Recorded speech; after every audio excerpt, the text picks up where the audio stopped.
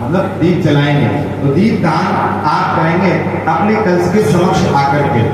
और गंगे यमुने च गोदावरी सरस्वती, तो जब यहाँ पे कलश रखा रहता है, वैदिक मंत्रों का उच्चारण होता है, भागवत के मंत्रों का उच्चारण होता है, तो गंगे यमुने च सरस्वती, गंगा यमुना सरस्वती नर्मदा सभी माताओं की छाया इन कलशों पे पड़ती है। तो प्यारे ये जो कलश है ये अमृत कलश हो जाता है, इसीलिए इसे मंगल कलश कहा जाता है। तो प्यारे इस कलश का जो जल है, जब आप छींटे लगाते जाते हैं, कोई ऐसे लगा देता है, कोई ऐसे लगा देता है, प्यारे ये बात याद रहे कि उत्तर से अपने ग्रह सुख शांति के लिए आप छींटे लगाएंगे।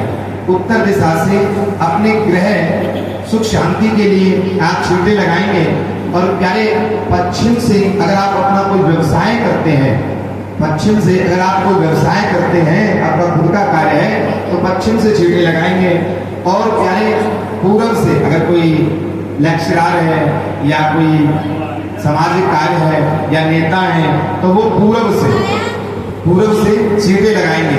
उसके बाद आप सभी दिशा में छींटे लगाएं। और एक विशेष बात, श्रीमद् भागवत कथा में पितृदोष निवारण हेतु कलश उठाया जाता है। वो कौन सा कलश है? वो भी यही कलश है, अलग नहीं है, मगर उसकी विधि अलग है।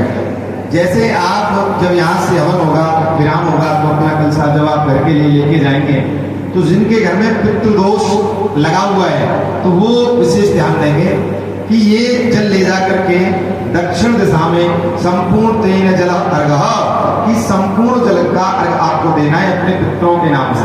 दक्षिण दिशा में माताएं अगर जल दें तो घूंघट अपना मार ले, यहाँ तक का घूंघट तो जानती होंगी ना भैया, हाँ, तो घूंघट आप मार ले तभी जल देंगी। और तत्पश्चात अगर भाई लोग जल देवे तो सर पे कोई भी गमछा रुमाल जो भी रख करके अपने पितरों के नाम से जल दें। वो जल आपको कहीं भी और घर में नहीं देना है। संपूर्ण जल अर्पणेन पितृश्च देवतानां, इस संपूर्ण जल आपको अपने पितृ देवताओं के नाम से अर्पण कर देना है। संपूर्ण जल को छोड़ देना है, ये विशेष याद रखेंगे। तो प्यारे इससे पितृदोष जो इनके घर में लगा रहता है, तो ये तो नहीं कहेंगे आपसे व्यासपीठ पे बैठे हैं कि खत्म हो जाएगा, मगर ये जान लीजिएगा प्यारे जो 100% बीमारी है ना, तो आपको 50% सुनिश्चित है कि करते ही आपको हफ्ते भर में आराम मिल जाएगा, ये पितृदोष जिसके घर में लगा हुआ है। तो ये आपको 4 विधियां ध्यान रखनी है कि हमने कलशा क्यों उठाया है। अब प्यारे आते हैं,